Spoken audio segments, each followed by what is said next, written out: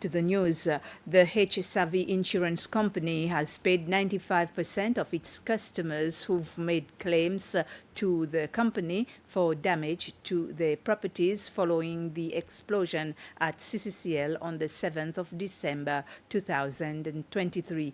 The general manager of HSAV Insurance, Lambert Woodcock, gave the information during a cocktail reception that the company organized last night in collaboration with the Seychelles Chamber of Commerce and Industry. This was an opportunity for businesses to exchange ideas, experiences, and discuss innovations to improve the insurance industry. So HSAV has paid over 150 million rupees of claims for both houses and businesses. And we've covered over 200 cases. And I should say that 95% of all the claims, of all the valid claims, have been paid by the company. We've got a few more claims, but some of those claims are the reason being that maybe the offer that has been made has not been accepted, or some clients had only recently been providing the documentation to validate their claims. The advice is that you have to make sure that you are properly insured. Make sure that you are insuring on the actual value of your property. Because what happens if you try to underinsure, maybe to pay a lesser premium, but then in the event of an accident, of a claim, you end up getting less as compensation. Because under the policy of insurance, there is this average clause, we call it, under the policy. This is to do with the underinsurance. So this will apply, and it is a standard clause in, I should say, all of property insurances, policies. So my advice is to make sure that you are adequately insured on the right value. And if, for instance, you're insuring a house, just make sure that you're also covering the contents, or maybe you need to insure a retaining wall, or maybe an outbuilding, because this would not be covered unless you've specified that you are insuring also the other properties. So it's important that the members of the public, they insure on the actual value. Various partners involved in the protection of wetlands met this morning to discuss the action plan for the next 4 years. During the workshop, there were several presentations on the state of our wetlands, followed by discussions and recommendations.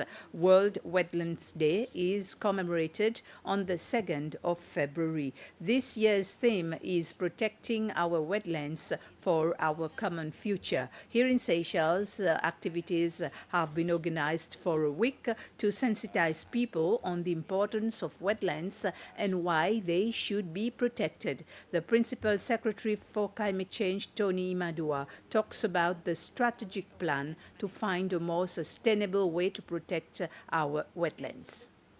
Today workshop is basically we reviewing and updating the wetland policy. It's an activity under a much bigger project which is called LEAP, a project implemented by NISA Seychelles in close collaboration with the ministry and supported from EU. So the project has a number of components, and today the focus is on the policy, and hopefully by the end of today we will get some better insight or perspective when it comes to the policy. Where are the gaps? Where are the needs for us to improve on the previous policy? So. The Minister for Foreign Affairs and Tourism, Sylvestre Radegonde, met with the Electoral Advisory Council from the Southern African Development Community, SADC, at Maison Kéo de Quincy today. The aim of the SADC mission is to review the implementation of recommendations following the last 3 elections so as to improve the election process in the country. The SADC delegation delegation will be leaving the country on the 11th of this month.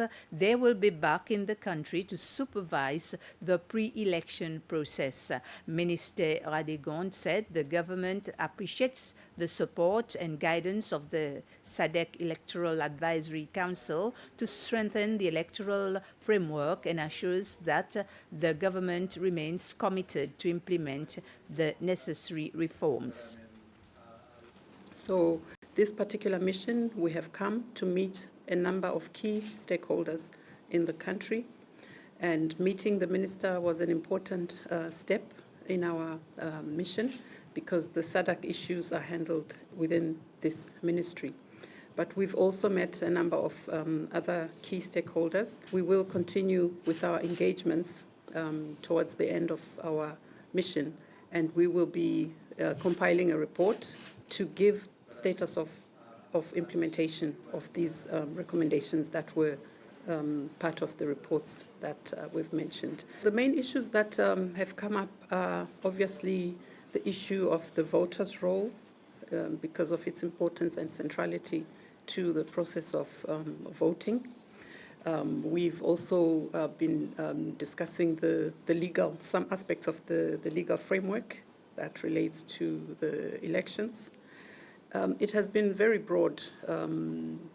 We continue to engage, with the other stakeholders that we are yet to meet, but we are assured of a comprehensive report that will cover many of the main areas that we are looking at. The report will have to be submitted to the Ministerial Committee of the organ on politics, defense and security. So we cannot really give too much information until such time as the report has been formally received and processed accordingly at the Secretariat. CIFCO has met with an executive member of the Islamic Society to exchange views and ideas on Harmony Week that ends tomorrow. The theme chosen this year by the United Nations is harmony amongst religions. The vice chairperson of CIFCO, Father Eric Leon, says they want to put more emphasis on harmony, taking into account that Seychelles has entered an election year.